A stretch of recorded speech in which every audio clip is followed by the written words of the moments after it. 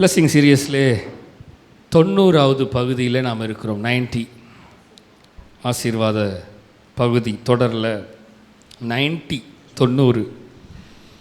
இன்றைக்கு ஆவியானவர் நம்மோடு பேச போகிற வார்த்தை த க்ரூமிங் பிளஸ்ஸிங்.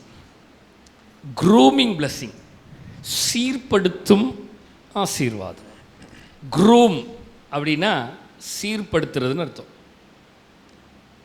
க்ரூமிங், சலூனுக்கெலாம் போகிறோம். எதுக்கு போகிறோம்? முடி வெட்டுறதுக்கு, ட்ரிம் பண்ணுறதுக்கு, க்ரூம் பண்ணுறதுக்கு. எது பண்ணுறதுக்கு? எஸ். அப்படியே முடியை விட்டுட்டோம்னா, அப்படியே வெட்டாமல் விட்டோம்னா என்ன இருக்கும்? அப்படியே காடு மாதிரி வளர்ந்து, அப்புறம் என்ன சொல்லுவாங்க பார்க்கும்போது? எது? காட்டுவாசி மாதிரி இருக்குது அப்படிம்பாங்க. வீட்டுவாசி மாதிரி இல்லாமல் காட்டுவாசி மாதிரி. ஸோ அப்பப்போ போய் கொஞ்சம் மற்றவங்க பார்க்கும்போது லட்சணமாக தெரியணும். பார்க்கும்போது லட்சணமாக தெரியாத மாதிரி இருந்துச்சுன்னா it's not a groom. So காசு கொடுத்து நம்மளைய அலங்கரித்து கொள்ளுகிறது, க்ரூம் பண்ணுறது, க்ரூம் சீர்படுத்துறது, க்ரூம் பண்ணுறது. ஸோ இன்றைக்கி ஆவியானவர் நம்மக்கிட்ட பேசுகிற ஒரு அழகான வார்த்தை த க்ரூமிங் பிளஸ்ஸிங், சீர்படுத்தும் ஆசீர்வாதம். அல்லேலூயா, அல்லேலூயா. ஆசீர்வாதத்தில் நிறைய ஆசீர்வாதத்தை குறித்து நாம் தியானித்து கொண்டு இருக்கிறோம். சாலமோன் கூட என்கிட்ட கேட்டார், இந்த தலைப்பெல்லாம் நீங்கள் எப்படி எடுக்கிறீங்க அப்படின்னு என்கிட்ட கேட்டார் சாலமோன் அவர்கள். நான் ஜெபம் பண்ணிகிட்டு இருப்பேன், ஆண்டவர் என்கிட்ட இந்த வார்த்தையை பேசுவார் அப்படின்னு சொன்னேன். இந்த வார்த்தைகள் எல்லாம் ஏதோ உட்காந்து எடுக்கணும்னு நானாக உட்காந்து இதை எடுத்து செலக்ட் பண்ணதில்லை. தேவ சமூகத்தில் உட்காந்துருக்கும்போது, மீட்டிங்ஸில் உட்காந்துருக்கும்போது ஆவியானவர் பேசுகிற வார்த்தையை அப்படியே டைப் பண்ணிடுவேன். ஃபோனில் டக்குன்னு எடுத்து டைப் பண்ணிடுவேன். ஒவ்வொரு தலைப்புமே ஆவியானவர் பேசும் பொழுது கொடுத்தது தான். ஸோ இந்த வார்த்தை groom, சீர்படுத்துகிறது, சீர்படுத்துது. We often pray for blessings, but we sometimes forget that one of the greatest blessing in God's grooming process, in way of shaping, preparing and refining us for greater things. அதாவது grooming can be uncomfortable, but it is necessary for growth, just like how a father grooms his child or a teacher grooms a student for excellence. நாம் அடிக்கடி ஆசீர்வாதங்களுக்காக ஜெபிக்கிறோம். ஆனால் சில சமயங்களில் மிகப்பெரிய ஆசீர்வாதங்களில் ஒன்று தேவனின் சீர்படுத்தும் செயல்முறை என்பதை மறந்து விடுகிறோம். புரியுதா உங்களுக்கு என்னன்னு? நாம் அவர் நம்மை பெரிய விஷயங்களுக்கு வடிவமைக்கும், தயார்படுத்தும் மற்றும் சுத்திகரிக்கும் விதம், சீர்படுத்தல் சங்கடமாக இருக்கலாம். நமக்கு நிறைய நேரம் என்ன இப்படி இருக்கிற, நீ இப்படி இருக்கக்கூடாது, சங்கடங்களை ஏற்படுத்துகிறது. முடிய ஒழுங்காக வெட்டு, சங்கடங்களை ஏற்படுத்துகிறது. ஒழுங்காக ட்ரெஸ் பண்ணு, சங்கடங்களை ஏற்படுத்துகிறது. புரியுதா நமக்கு என்னென்னு? ஆனால் வளர்ச்சிக்கு அது அவசியம். எது? சீர்படுத்துகிறது. ஒரு தந்தை தனது குழந்தையை எப்படி அழகுபடுத்துகிறாரோ, அல்லது ஒரு ஆசிரியர் ஒரு மாணவனை சிறந்த விளங்க வளர்ப்பது போல தேவன் நம்மை க்ரூம் பண்ணணும்னு விரும்புகிறார். சொல்லுங்க, தேவன் நம்மை க்ரூம் பண்ணணும்னு விரும்புகிறார். சொல், தமிழில் சொல்லமா? தேவன் என்னை சீர்படுத்த வேண்டும் என்று விரும்புகிறார். சீர்படுத்த வேண்டும் என்று, எந்தெந்த இடத்துல சுத்திகரிப்பு தேவையோ சுத்திகரிக்கப்பட வேண்டும் என்று விரும்புகிறார்.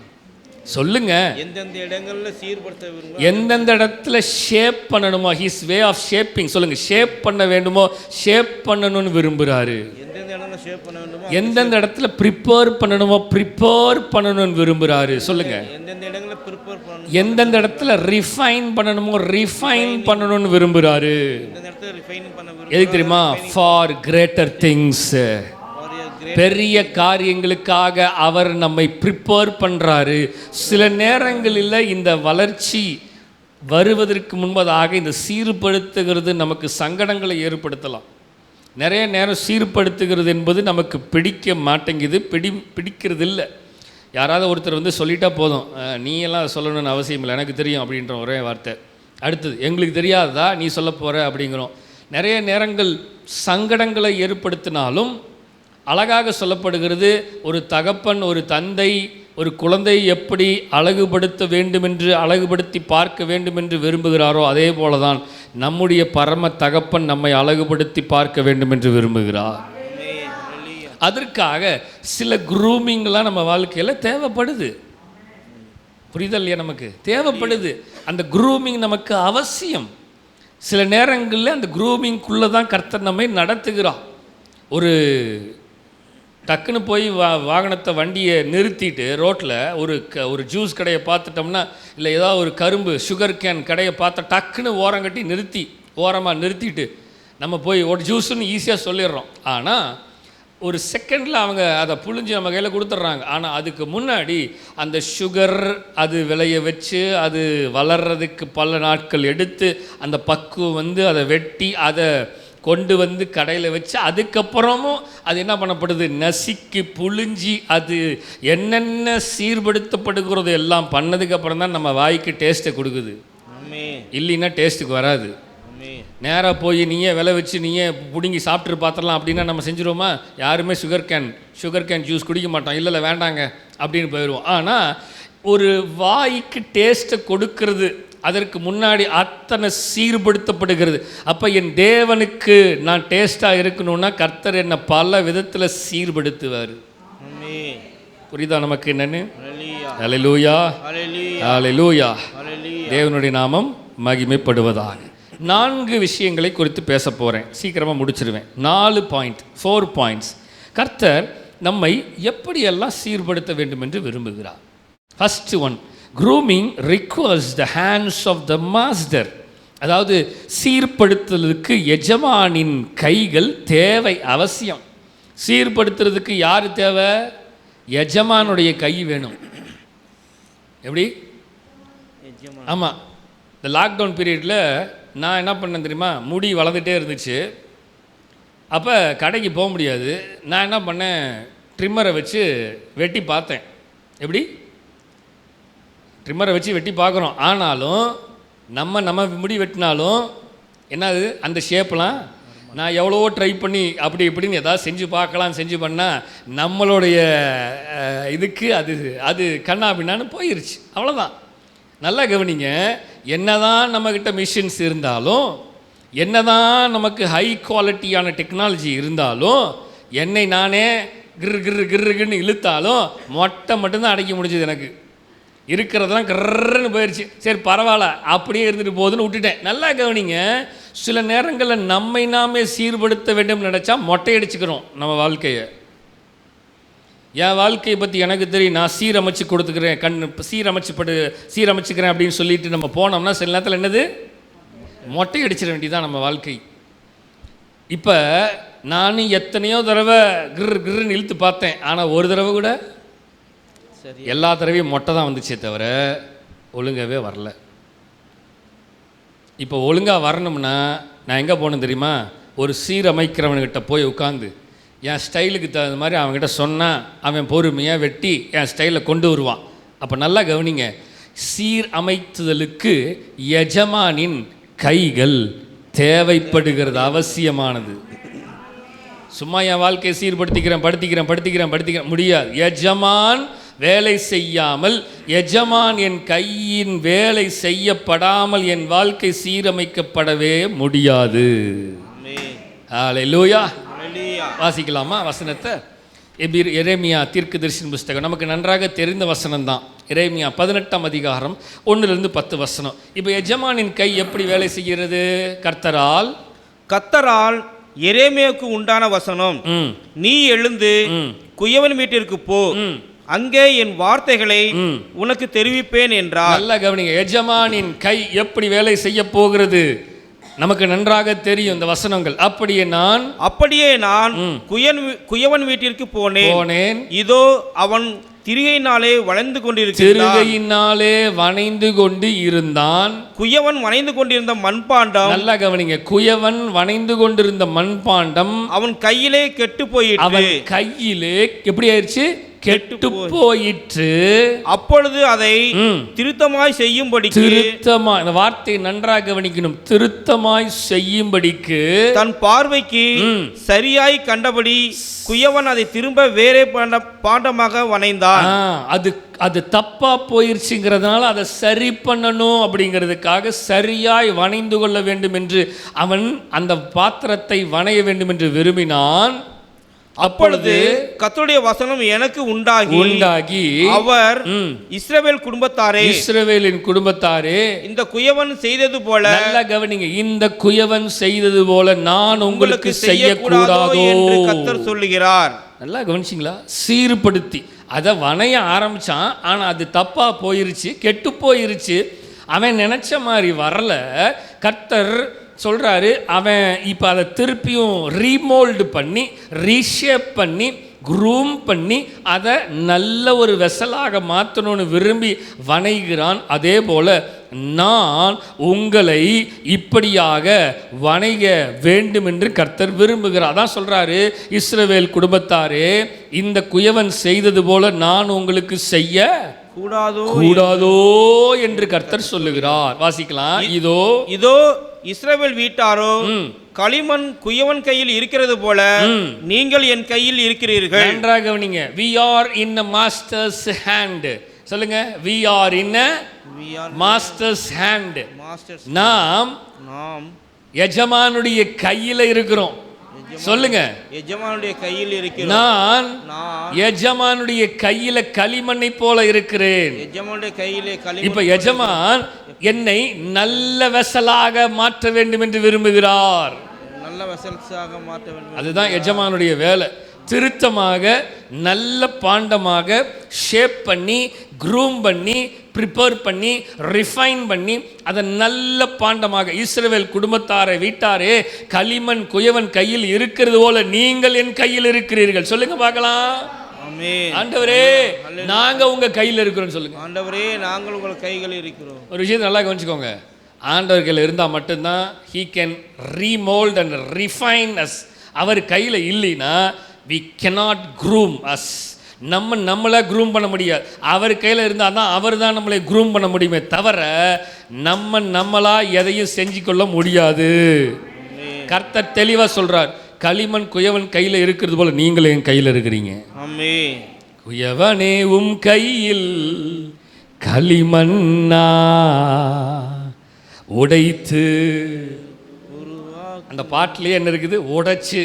அப்படின்னா அங்கே பிரேக் பண்ணி தான் திருப்பி மோல்டு பண்ணணும், ரீமோல்ட் பண்ணணும், ரிஃபைன் பண்ணணும். புரியுதுங்களா? அப்போ நம்முடைய வாழ்க்கையில் சில நேரங்களில் சில உடைப்பு எதுக்கு தெரியுமா? கர்த்தர் நல்ல வெசலாக மாற்றணும். இப்போ ஆண்டவர் சொல்கிறாரு, நீங்கள் என் கையில் இருக்கிறீங்க. நல்லா கவனிங்க.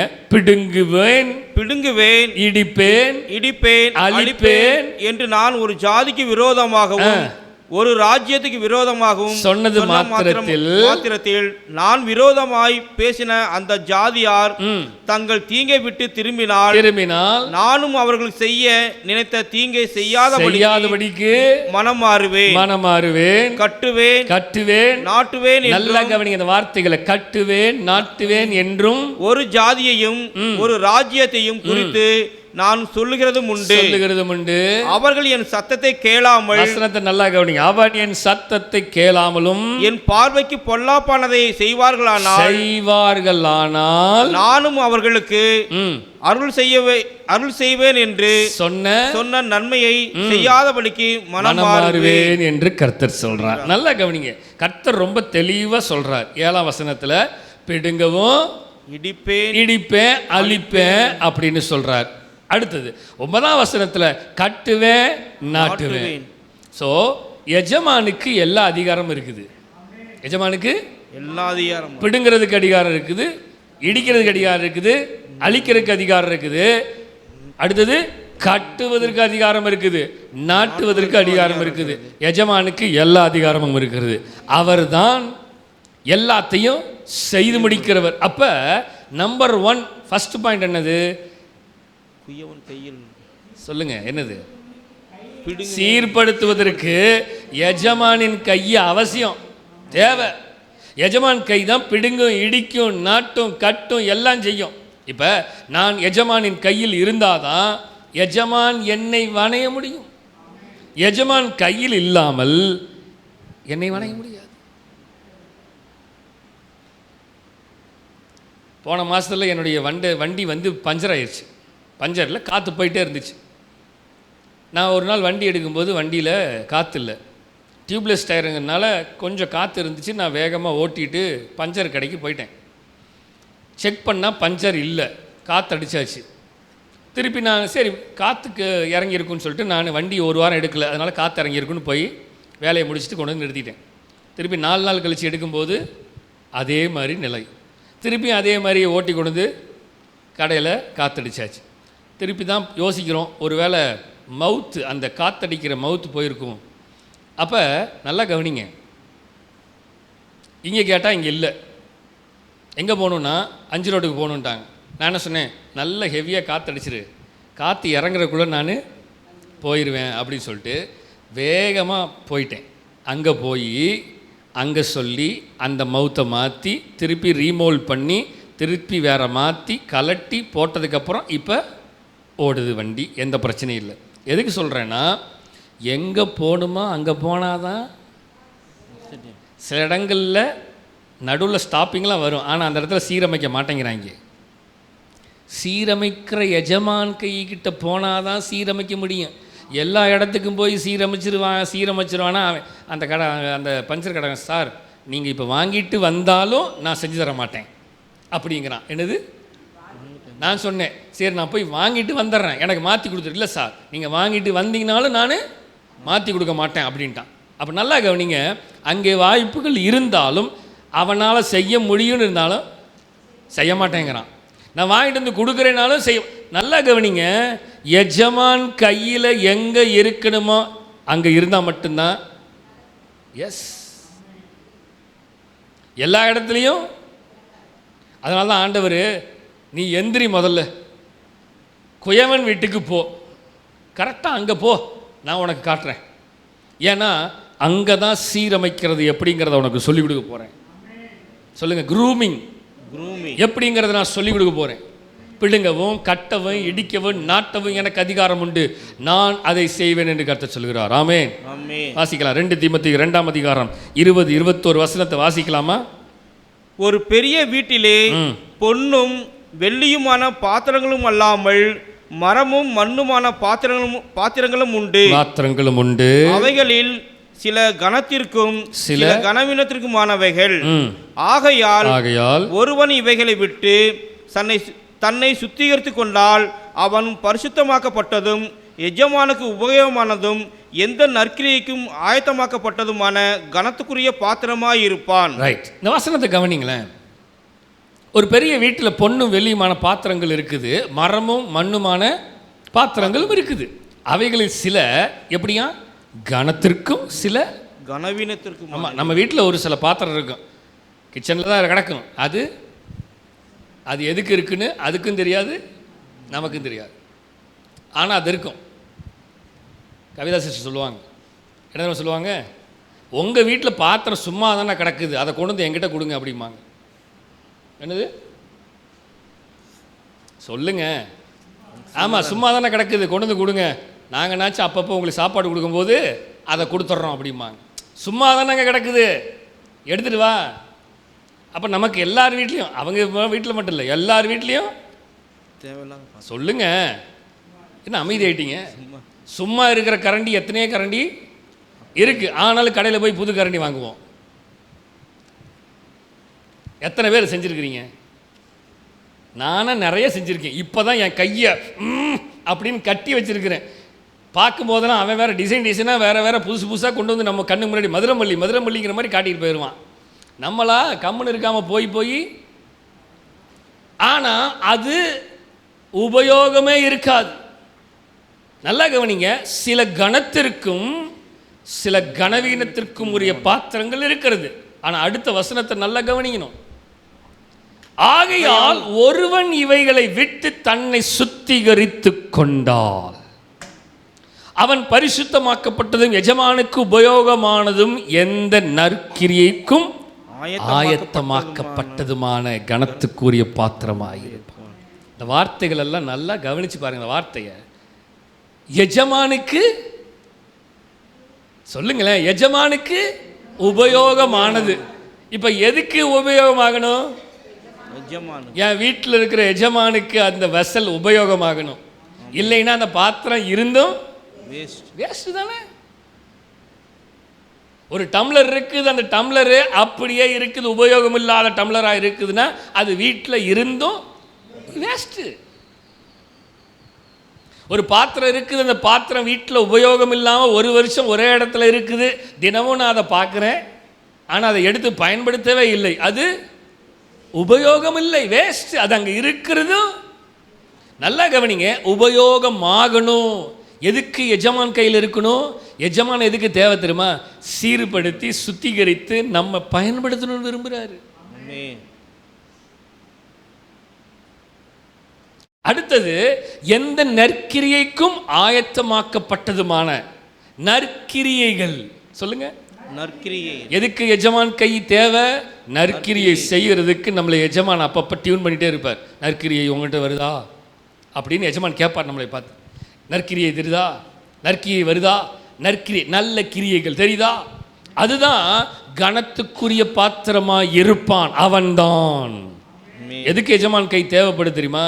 என்ன நற்கிரியையை செய்ய வைக்க வேண்டும் என்று, கனத்துக்குரிய பாத்திரமாக வைக்க வேண்டும் என்று சொல்லி, உபயோகமான பாத்திரமாக வைக்க வேண்டும் என்று சொல்லி எஜமான் விரும்புகிறபடினால் இதுக்கு தான் எஜமான் கை தேவை. அப்பப்போ எஜமான் டொக்கு டொக்கு நம்மளையே கொட்டிக்கிட்டே இருப்பார். இப்போ தான் நமக்கு கொட்டினாவே பிடிக்க மாட்டேங்குது. எஜமான் கையெல்லாம் தேவைப்படுறதில்ல. என் கையே சொல்லுவாங்க, தன் கையே தனக்கு உதவி. எஜமான் கை தேவை. நம்பர் 1 என்ன அமைதி ஆயிட்டீங்க? நான் நம்பர் 2க்கு போயிட்டேன். Number 2, grooming involves purifying and refining. சீர்படுத்தல் என்பது சுத்திகரிப்பதை உள்ளடங்கியது. இந்த ஆசீர்வாதம் எப்படிப்பட்ட ஆசீர்வாதம்? சுத்திகரிப்பின் ஆசீர்வாதம். சுத்திகரிப்பு உள்ளடக்கியது. அதுக்குள்ள சுத்திகரிப்பு, ரிஃபைனிங். வாசிக்கலாமா? யோவான் 15:2.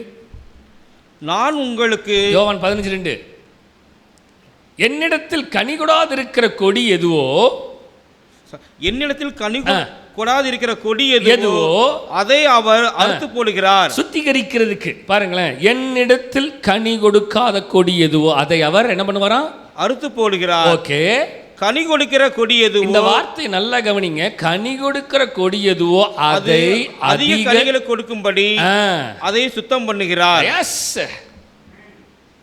the grooming என்ன பண்ணுது தெரியுமா? சுத்திகரிப்பதை உள்ளடக்கி அதிக கனிகளை கொடுக்கிறதுக்கு. ஹல்லேலூயா, ஹல்லேலூயா. எவ்வளோ அழகான வார்த்தை பார்த்தீங்களா? அழகான வார்த்தை. கனி கொடுக்கிற கொடி எதுவோ அதை கனிதான் கொடுக்குதில்ல அப்படின்னு விடுறதில்ல. போன வசனத்தை வாசித்தோம், நற்கிரியைகளை, உபயோகமானது. அப்ப எஜமான் விரும்புறது கனி கொடுக்குறியாப்பா, ரைட், நீ கனி கொடுக்குற அப்படின்னு விடுறதில்ல. அதிக கனிகளை கொடுக்கிறதுக்கு அதை என்ன பண்ணுவானா? சுத்தம் பண்ணுங்க. இன்னும் ரிஃபைன் பண்ணுங்க, இன்னும் ரிஃபைன் பண்ணுங்க, இன்னும் ரிஃபைன் பண்ணுங்க, இன்னும் ரிஃபைன் பண்ணுங்க. Sometimes God cuts away things in our lives, relationship, habits, or opportunities that are not beneficial for our destiny. அதாவது அதிக கனிகளை கொடுப்பதற்கு எப்படி சுத்திகரிக்கிறார்? சில நேரங்களில் தேவன் நம் வாழ்வில் உள்ள விஷயங்களை, உறவுகள், பழக்க வழக்கங்கள் அல்லது வாய்ப்புகள் துண்டித்து விடுகிறார். காரணம் என்ன தெரியுமா? அவை நம் விதிக்கு பயனளிக்காது. என்னுடைய விதிக்கு நான் நினச்சிட்டு இருக்கிறேன், இது நிமித்தமாக எனக்கு அதிக பலன் உண்டுன்னு. ஆனால் ஆண்டவர் சொல்கிறார், உன் விதிக்கு இது பயனளிக்காது. சொல்லுங்க, என்ன அமைதியாக இருக்கீங்க? உன்னுடைய மண்டைக்கு தகுந்த மாதிரி நான் செய்வேன் நினைக்காதப்பா. அதிக கனிகளை கொடுக்கணும்னு நான் சுத்திகரிப்பேன். நீ சுத்திகரிக்கிறது இல்லை, நான் சுத்திகரிக்கணும். ஸோ சுத்திகரிப்பது என்பது அவசியம். இந்த சுத்திகரிப்புக்குள்ள அடங்கி இருக்கிற சுத்திகரிப்பு சீர்படுத்துதல். சில ஆசீர்வாதங்களுக்கு சில காரியங்கள் தடையா இருக்கும். அதையெல்லாம்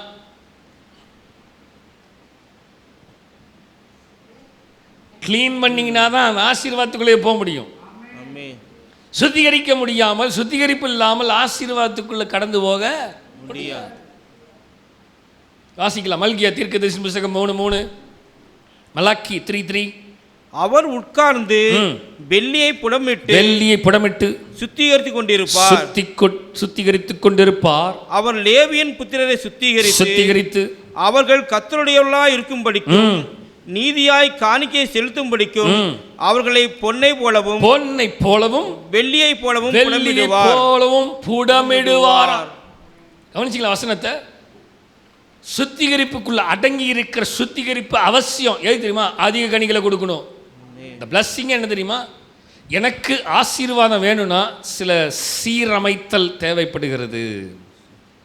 அப்போ சுத்திகரிப்பு என்னை சீரமைத்து, ஆண்டவர் சொல்றாரு, அவர்களை பொன்னை போலவும் வெள்ளியை போலவும் புடமிடுவார்.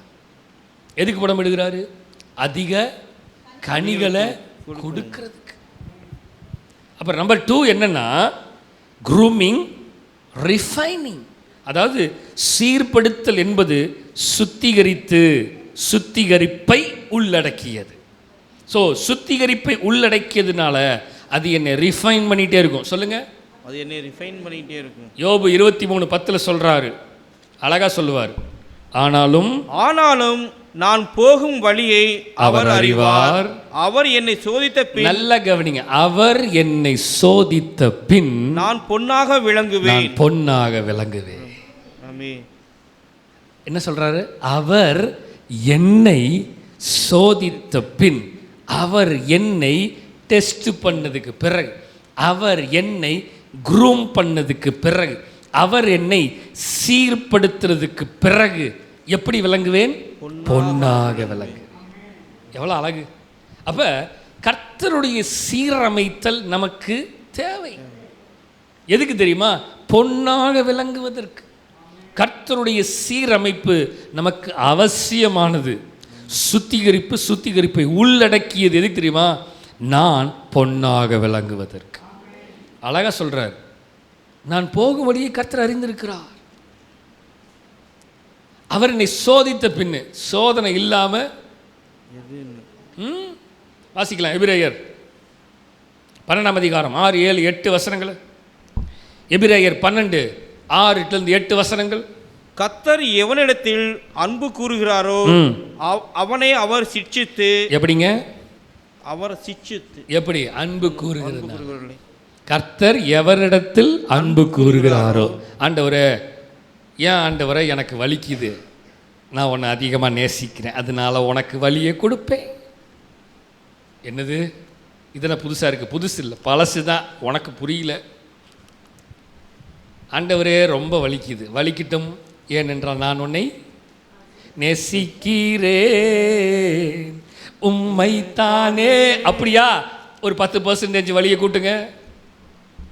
என்ன ஆண்டவரே சொல்கிறீங்க? ஆமாம், ஏன்னா கர்த்தரை நேசித்தாங்க. நேசித்தபடியினால 3 பேரை தூக்கி நெருப்புகளை போட்டாங்க. ஆண்டவரை நேசித்தது தப்பா? இல்லை. ஆனால் ஆண்டவரை நேசித்தா வலி கொஞ்சம் வரும். ஏன் தெரியுமா? கர்த்தர் பொன்னாக விளங்கணும். இப்போ இந்த ராஜா வந்து பார்க்குறான், என்னடா அது, இவனுக்கு வலியை கொடுத்து இவனுக்கு ஜாலியாக உட்காந்துருக்காங்களே. சரி, 1 மடங்கு 2 மடங்கு இல்லை, எத்தனை மடங்கு ஏற்று? இப்போ 7 மடங்கு ஏற்றி ஃபுல்லாக ஏற்றியாச்சு. ஆனாலும் இவங்க இப்போ ஏன் தெரியுமா? எங்களுக்கு இப்போ பழகிருச்சு. இவனை ரொம்ப ஊழியம் செய்கிறாங்க, சிறைச்சாலை தூக்கி போட்ட உடனே சிறைச்சாலையில் அழுவாங்கன்னு பார்த்தா சிறைச்சாலையில் பாட்டு பாடிக்கிட்டு இருக்காங்க. பாட்டு பாடுறாங்களா? ஜாலியாக இருக்கிற மாதிரி தெரியுது. இவனை தூக்கி உள்ளே போட்டது எதுக்கு? இவனுக்கு துக்கப்படணும் துன்பப்படணும் தானே தூக்கி போட்டோம். ஆனால் இவங்க பாட்டு பாடிட்டு இருக்காங்களே, ஆராதிச்சிட்டு இருக்காங்க, தூச்சிட்டு இருக்காங்க. சங்கிலி எல்லாம் 7 மடங்கு அப்படிங்கிற மாதிரி 7ஆம் காலில் 3ஆம் காவலில் வச்சு எல்லாத்தையும் அடைச்சி விடுங்க. இனி சத்தம் எப்படி வெளியே வருதுன்னு பார்க்கலாம். ஆனால் கர்த்தர் எல்லா கதவுகளையும் திறந்தார். எதுக்கு தெரியுமா? சுத்திகரிக்கிறதுக்கு, சீரமைக்கிறது, ரிஃபைனிங். சொல்லுங்க, ரிஃபைனிங். அந்த ரிஃபைன்ங்கிறது நெருப்பு, எரியும். ரிஃபைன் நம்ம யூஸ் பண்ணுறோம் பார்த்தீங்களா? ரிஃபைன் ஆயில், சுத்திகரிக்கப்பட்ட எண்ணெய். அப்போ தான் சாப்பிடும்போது கொலஸ்ட்ரால்லாம் நிற்காமல் இருக்குமா அப்படின்னு சொல்கிறான். அது இருக்குதா இல்லையான்னு நமக்கு தெரில. நம்ம ஒரு நம்பிக்கையில் வாங்கி ஆமாம் ரிஃபைன்னு பழகிட்டோம். போன உடனே ரிஃபைன் ஆயில் கொடுங்க, ரிஃபைன் ஆயிலையே குடிக்கிறோம். ஆனால் நம்ம வாழ்க்கை, வீட்டுக்கு போனோன்னா 1 லிட்டர் ரிஃபைன் ஆயிலை மடன்னு குடிச்சிடணும். சரியா? குடலெல்லாம் கலந்து வெளியே வந்துடும், ரிஃபைன் ஆயிரும், சுத்திகரிக்கப்பட்டுரும். ஹல்லேலூயா. கர்த்தர் சொல்றார், எவனை நான் நேசிக்கிறேனோ அவனை தான் நான் சிட்சித்து. மக்களே, தேவ பிள்ளைகளை கவனிச்சிங்களா? நான் நேசிக்கிறபடினால தான் சிட்சை அதிகமாகிறது. அடுத்தது, தாம் சேர்த்து கொள்கிற எந்த மகனையும் தண்டிக்கிறார் என்று பிள்ளைகளுக்கு சொல்லுகிறது போல உங்களுக்கு சொல்லி இருக்கிற புத்திமதியை மறந்தீர்கள். நிறைய நேரம் நமக்கு மறந்துடுறோம். கர்த்தருடைய சிட்சையை அற்பமா எண்ணாதீர்கள், அவர் கடிந்து கொள்ளும் பொழுது வசனம் என்ன சொல்லுது? சோர்ந்து போகாத. ஆனால் நமக்கு சிட்சை வரும் பொழுது, அந்த சுத்திகரிப்பு வரும் பொழுது, ஆண்டவர் ரிஃபைன் பண்ணும்போது சில நேரத்தில் நமக்கு கஷ்டம் வந்துடுது. ஆண்டவர் சொல்றார், எந்த மகனையும் தண்டிக்கிறார் என்று பிள்ளைகளுக்கு சொல்லுகிறது போல உங்களுக்கு சொல்லி இருக்கிற புத்திமதியை மறந்தீர்கள். நீங்கள் சிட்சையை சகிக்கிறவர்களாய் இருந்தால் தேவன் உங்களை புத்திரராக எண்ணி நடத்துகிறார். தகப்பன் சிட்சியாத புத்திரன் உண்டோ? தகப்பன் சிட்சியாத பிள்ளை உண்டோ? இப்ப இருக்குது. நான் 2 நாளைக்கு முன்னாடி கூட பேசிட்டு இருந்தேன் ஒரு நபர்கிட்ட. அப்போ பேசிகிட்டு இருக்கும்போது நிறைய விஷயங்களை பேசிகிட்டு இருக்கோம். அப்போ இந்த காலத்தில் பெற்றோர்கள் நிறைய பிள்ளைகளுக்கு தகுந்த மாதிரி சாஞ்சிட்டாங்க, வளைஞ்சிட்டாங்க, அவங்க வாழ்க்கையை வளைச்சிட்டாங்க, பிள்ளைகளுக்கு தகுந்த மாதிரி வளைச்சி கொடுத்துட்டாங்க. அந்த நாட்களிலெல்லாம் எந்த பெற்றோரும் பிள்ளைகளுக்கு தங்கள் வாழ்க்கையை வளைக்கவில்லை. ஆனால் இன்றைக்கி பிள்ளைகளுடைய கண்ட்ரோலில் தான் பெற்றோருடைய வாழ்க்கையே இருக்குது. இன்றைக்கி most of the parents life in children's hand.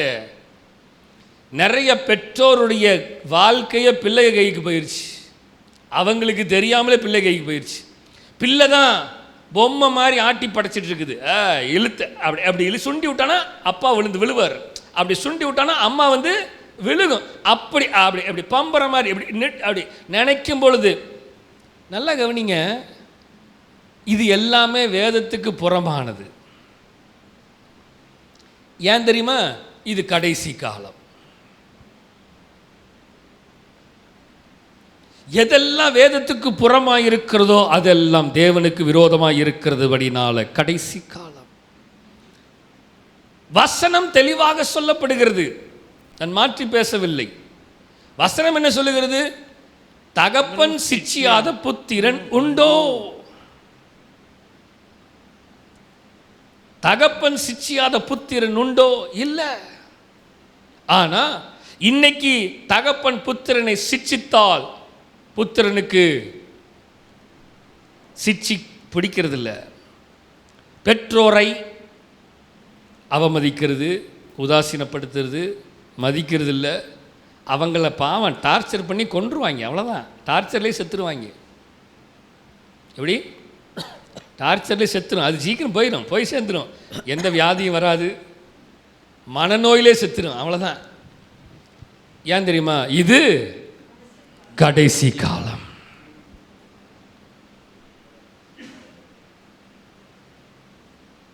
நான் சொல்கிறதெல்லாம் சில நேரத்தில் நமக்கு கடினமாக தான் இருக்குது. என்ன இவன் எப்படி பேசுகிறான், நான் என்ன பேசுகிறேன், ஆண்டவருடைய வார்த்தையை தான் சொல்கிறேன்.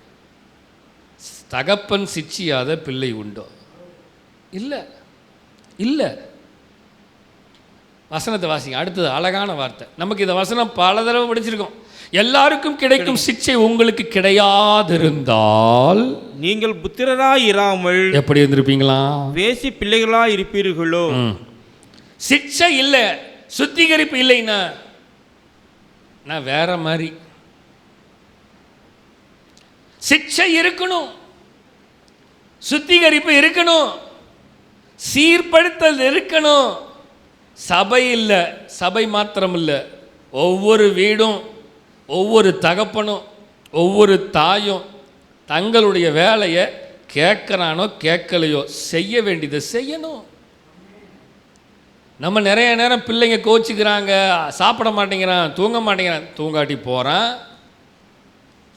சாப்பிடாட்டி கிடக்கிறான். நான் 10 நாளாக கஞ்சி தான் குடிச்சிட்ருக்கிறேன். எப்படி 10 நாளாக கஞ்சி தான் குடிச்சிட்ருக்கிறேன். பழகிக்கணும். இல்லை முடியாது, மூடியாட்டி கடை, பட்டினி கடை. எந்த பெற்றோர் விடுகிறோம்? விடுறதில்ல. காரணம் என்ன தெரியுமா? சிக்ஷையை நானே விரும்புறதில்லை. நான் விரும்பாதபடியினால என் பிள்ளைகளுக்கும் சிக்ஷையை நான் சொல்லிக் கொடுக்க மறந்துட்டேன். க்ரூமிங்க நான் விரும்பல, க்ரூமிங்க நான் விரும்பல, சோதனையை நான் விரும்பவில்லை. நான் கஷ்டப்பட்டேன். அதனால சொல்லுங்க, என்ன சொல்ல மாட்டேங்கிறீங்க? நான் கஷ்டப்பட்டுட்டேன், அதனால என் பிள்ளைய கஷ்டப்படக்கூடாதுன்னு விரும்புகிறேன். நீங்கள் நினைக்கிறதெல்லாம் சரி, நான் தப்புன்னு சொல்ல. ஆனால் grooming, we missed in grooming. சரி விட்டுருங்களேன், முடி வெட்டாமல் விட்டுருங்க ஒரு 10 மாதத்துக்கு. 2 வருஷத்துக்கு முடி வெட்டாமல் விட்டுருங்க. பிள்ளைகளுக்கு எப்படி இருக்கும்? போலீஸ் பார்த்த உடனே ரவுடியாடா நீயே முடி இவ்வளோ வளர்த்தி வச்சுருக்கேன்னு ஃபஸ்ட்டே பிடிச்சிருவான். அதிலெல்லாம் சரியாக இருக்கிறோம். ட்ரெஸ் வாங்கி கொடுக்குறது, ஒழுங்காக ட்ரெஸ் பண்ணுறா அப்படின்னு போய் நம்மளாக காசு செலவு பண்ணி ட்ரெஸ் வாங்கி கொடுக்குறோம். எதுக்கு தெரியுமா? நீட்டாக இருக்கணும் ட்ரெஸ்ஸு. ஏன் கிழிஞ்ச ட்ரெஸ்ஸை போட்டு விடுங்களேன்? போட்டு விட மாட்டோமே. ஏன் தெரியுமா? we know all the world things to groom ourselves.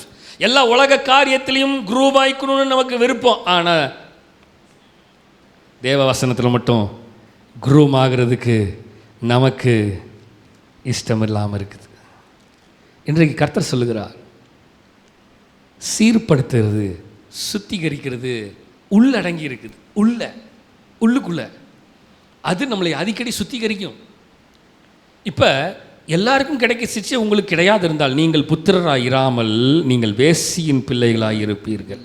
ஆனால் கர்த்தர் வேசியின் பிள்ளையாக இருக்கக்கூடாதுங்கிறதுக்காக தான் சுத்திகரிக்கிறார், சீரமைக்கிறார், சுத்திகரிக்கிறார். Number 3, grooming prepares us for greater glory. சீரமைத்தல், சுத்திகரிப்பல் நம்மை பெரிய மகிமைக்கு தயார்படுத்துகிறது. எதுக்கு சொல்லுங்க? மகிமை சொல்லுங்க. க்ளோரி. யாக்கோபு 1ஆம் அதிகாரம், ஸ்லைடை மாற்றுங்கப்பா. யாக்கோபு 1ஆம் அதிகாரம் 2, 3, 4 வசனங்கள் வாசிக்கலாமா? யாக்கோபு, என் சகோதரரே, நீங்கள் பலவிதமான சோதனைகளில் அகப்படும் போது உங்கள் விசுவாசத்தின் பரீட்சையானது பொறுமையை உண்டாக்கும் என்று அறிந்து. போன வாரமே இந்த வசனத்தை வாசித்தோம். விசுவாச பரீட்சையானது பொறுமையை உண்டாக்கும் என்று அறிந்து அதை மிகுந்த சந்தோஷமாக எண்ணுங்கள்.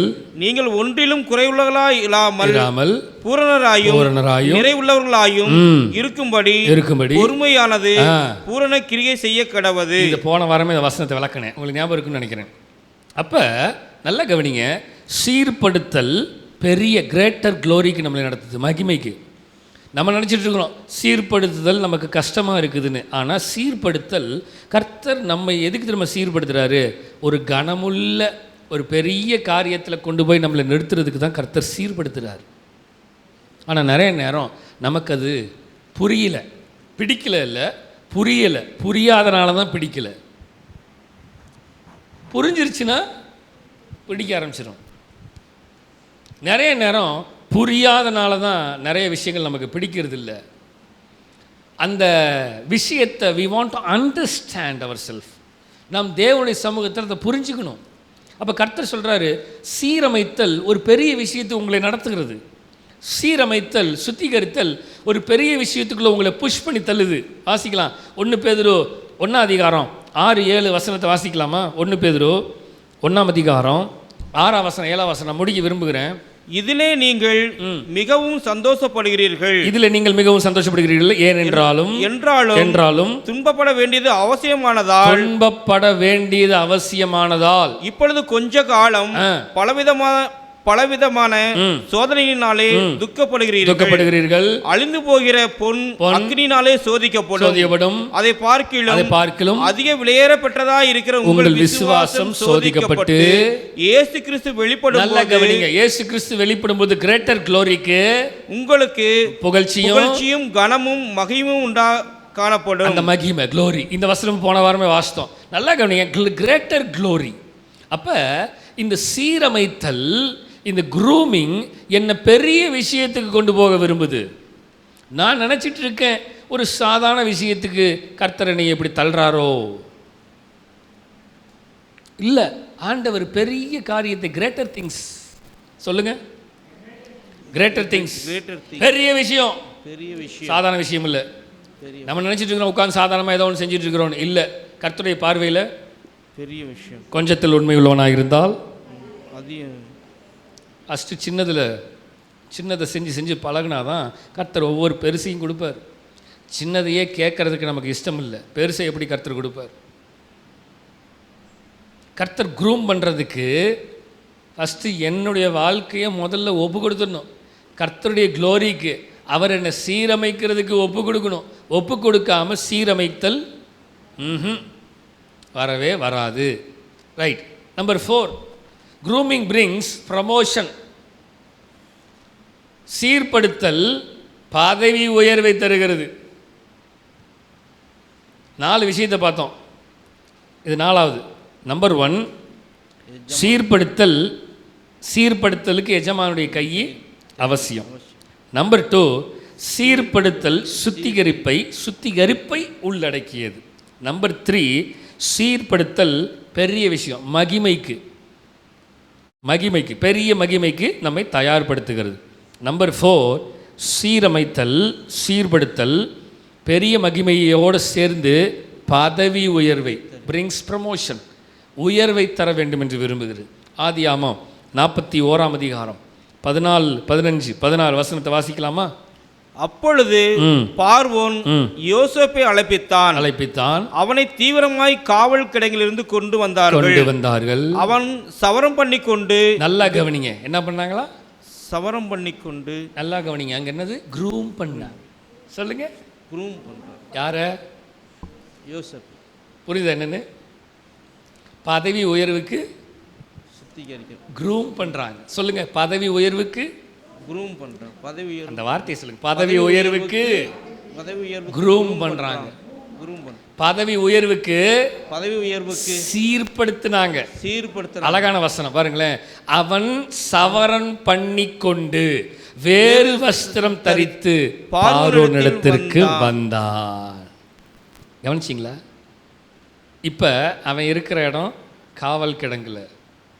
இப்போ எஜமான் முன்னாடி வந்து நிற்கிறதுக்கு ஃபஸ்ட்டு அவனை கொண்டு போய் சீர்படுத்துகிறாங்க.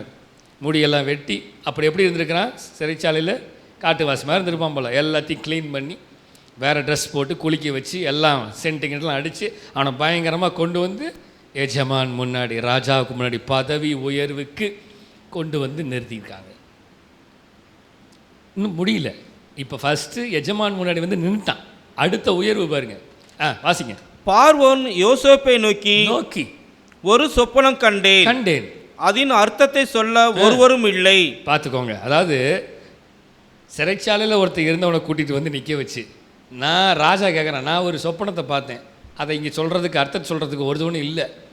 அப்ப நீ ஒரு சொப்பனத்தை கேட்டால் அதன் அர்த்தத்தை சொல்லுவாய் என்று உன்னை குறித்து நான் கேள்விப்பட்டேன் என்றார். கேள்விப்பட்டிருக்கிறேன் அப்படின்னு சொல்லிட்டு அவர் சொல்றாரு. அப்பொழுது யோசேப்பு பார்வோனுக்கு பிரதித்திரமாக, நான் அல்ல. நல்லா கவனிங்க, தேவனே நான் அல்ல. அதாவது இப்ப இங்க இருந்து வந்துச்சு, ராஜா ஐயா கொண்டு வந்துட்டான், நான் தான்டா பாடுறா சொல்றேன் பாடுறா அப்படின்ட்டு இருப்போம் நம்மளா இருந்தா. ஆனா அவன் நான் அல்ல, தேவனே பார்வோனுக்கு மங்களமான உத்தரவு அருளி செய்வார் என்றார். நான் பேச மாட்டேன். யார் பேச போறா தெரியுமா? எவ்வளவுதான் பதவி உயர்வு வந்தாலும் அவனுக்கு இருந்த தாழ்மை அப்படியே தான் இருந்துச்சு. பதவி உயர்வை கர்த்தர் கொடுத்தாலும் சிறைச்சாலையிலிருந்து ராஜாவுக்கு முன்னாடி வந்து நினச்சி பாருங்க, ராஜாவுக்கு முன்னாடி வந்து நிற்கும் போது சாதாரண வஸ்திரத்தை போட்டிருக்க மாட்டாங்க. கண்டிப்பாக நல்ல வஸ்திரம் தரித்து அவனை நல்ல ஒரு இடத்துல தான் கொண்டு வந்து நிறுத்தியிருப்பாங்க. அப்போ அவன் சொல்கிறான் பாருங்களேன், நான் அல்ல, அவர் உனக்கு வெளிப்படுத்துவார். நல்லா கவனிங்க. 4வது பாயிண்ட், சீரமைத்தல், க்ரூமிங் கிவ்ஸ் ப்ரமோஷன். நமக்கு சீரமைத்தலின் ஆசீர்வாதம் உயர்வை, பதவி உயர்வை நமக்கு கொடுக்கிறது. அந்த பதவி உயர்வு நமக்கு மேலானதை தரும். ஆனால் அந்த பதவி மேலே போனாலும் கர்த்தர் தான் பேசினார். எப்படி? இங்கே ஒருத்தரை பாருங்க, தானியேல் 1ஆம் அதிகாரம் 20 வசனம். இங்கேயும் அதே தான் வரும். தானியேல் 1:20, ஞானத்துக்கும் புத்திக்கும் அடுத்த எந்த விஷயத்தில் ராஜா அவர்களை கேட்டு விசாரித்தானோ அதிலே தன் ராஜ்யம் எங்கும் உள்ள சகல சாஸ்திரிகளிலும் ஜோசியரிலும் அவர்களை 10 மடங்கு சமர்த்தராக கண்டான். யார? தானியேல் கூட இருந்தவர்களை. காரணம் என்ன தெரியுமா?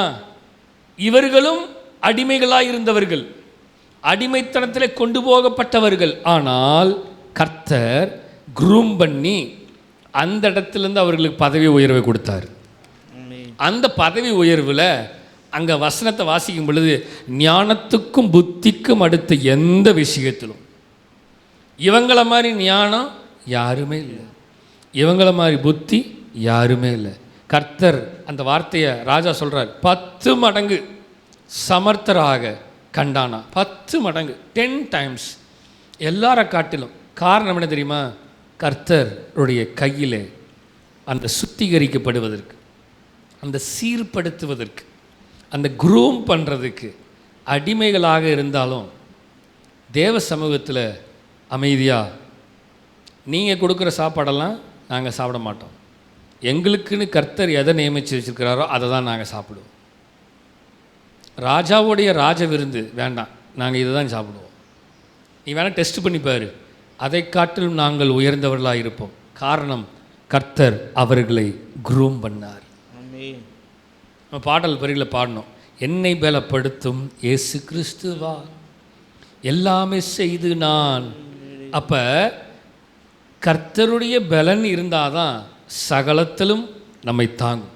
என்னதான் புஷ்டி உள்ள ஆகாரத்தை சாப்பிட்டாலும் கர்த்தருடைய ஆகாரம் இருந்தால் தான் புஷ்டியே. கர்த்தர் நம்மை சீரமைச்சாதான் சீரமைத்தல். வாசிக்கலாம், சங்கீதம் 105 19ஆம் வசனத்தை வாசிக்கலாமா? சங்கீதம் 105ஆம் சங்கீதம் 19ஆம் வசனம்.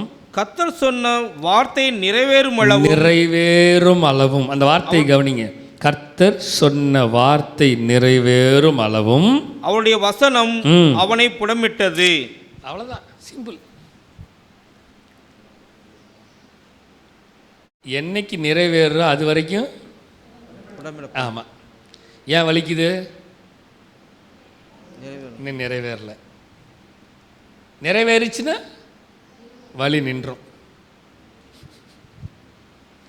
நிறைவேறாமல் இருக்கிறதுனால தான் சொல்லுங்க வலிக்குது. ஏன் ஆண்டவரை வலிக்குது? எப்பா இன்னும் நிறைவேறல, அதனால 90 வயசு ஆயிடுச்சு ஆண்டவரே, வலிக்குது, வலிக்கும், இன்னும் நிறைவேறல.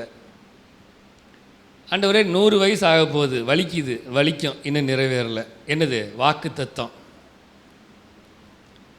ஆண்டவரே இஸ்மவேல் தானே வாக்கு தத்தம். இல்லைடா, நீ நினச்சிட்டு இருக்கிற வாக்கு தத்துவம் இல்லை, நான் உனக்கு கொடுக்குற வாக்கு தத்துவம் தான் நிறைவேறும். அதுதான் வலிக்காது.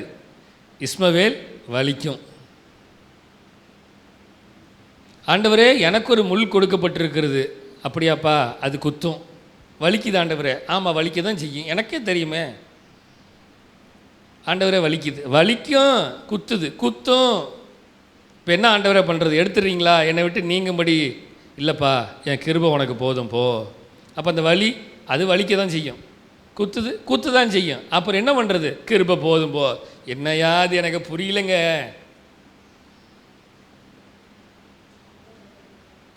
நல்லா கவனிங்க.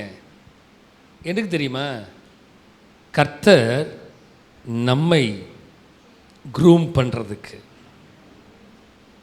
ஆண்டவரே குத்துது, குத்துதா, க்ரூம் பண்ணிகிட்டு இருக்கிறேன், கொஞ்சம் வழி பொறுத்துக்கோ. சொல்லுங்க, கொஞ்சம் வழி பொறுத்து.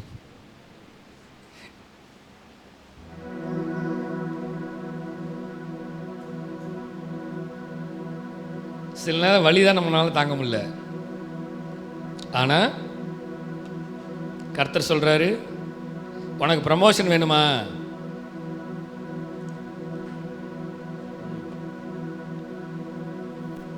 எந்த வழியில் போக வேண்டும் என்று நீ விரும்புகிறாயோ அதற்கு பல வழியை காட்டுறேன். எந்த வழி? வழி இல்லை, வழி. நீ போக வேண்டிய வழி, அந்த வழியில் பல வழிகள் இருக்கிறது. இந்த வழிகளை தாங்கினாதான் அந்த வழியில் போக முடியும். இந்த வழியை சகிச்சாதான் அந்த வழியில் போக முடியும். இஸ்ரவேல் ஜனங்களை கர்த்தர் 40 வருஷம் வனாந்திரத்தில் அந்த வழியில் நடத்துறதுக்கு சில வழிகளை அவர்களுக்கு கொடுத்தான். ஆனால் அவன் இந்த வழியை பார்த்தான், ஆனால் வழியை மறந்துட்டான். நிறைய நேரம் நம்ம வழியை பார்க்குறோம், இந்த வழியை பார்க்குறோம், இந்த வழியை மறந்துடுறோம். இந்த வழியை, சோதனையை சகிக்கிற மனுஷன் நீர்க்கால்கள் ஓரம் நடப்பட்டு தன் காலத்தில் கனியை கொடுப்பே. இலையுதிராமரம் போலிருப்பே, நான் செய்வதெல்லாம் வாய்க்க செய்வீர். சொல்லுங்க பார்க்கலாம். நீர்க்கால்கள் ஓர நடப்பட்டு தன் காலத்தில் கனியை இலையுதிராமரம்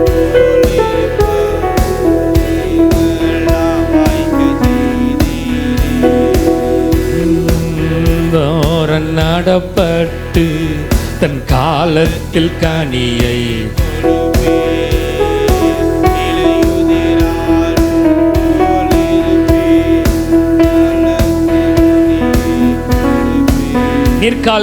நீர்க்கால்கள் நடப்பட்டு உஷ்ணம் வருவதை சொல்லுங்க பார்க்கலாம். உஷ்ணம் வருவதை பாராமல் என் இலைகள் பச்சையாயிருக்கும். மாலை தாழ்ச்சியான வருஷங்களிலும் வருத்தம் இன்றி கனி. சொல்லுங்க, உஷ்ணம் வருவதை பாராமல் என் இலைகள் பச்சையாயிருக்கும். மலை தாழ்ச்சியான வருஷம்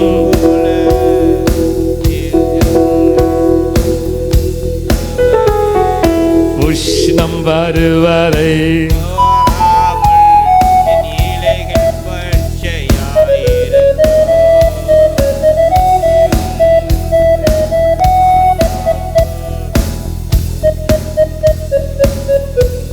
வருத்தமின்றி கனிகளை கொடுக்கறதுக்கு தான் கர்த்தர் என்ன பண்றாரு? நம்மளைய சுத்திகரிக்கிறார், சீரமைக்கிறார்.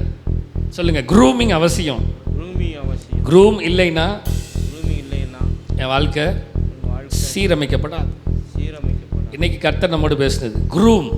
சுத்திகரிப்பு அவசியம், சீர்படுத்தல் அவசியம். என் வாழ்க்கையில் கர்த்தர் சீர்படுத்துதலை அப்பப்போ கொடுத்துட்டே தான் இருப்பார். ஏன் தெரியுமா? நான் பொன்னாக விளங்கணும், நான் ஹை ப்ரமோஷனுக்கு போகணும்.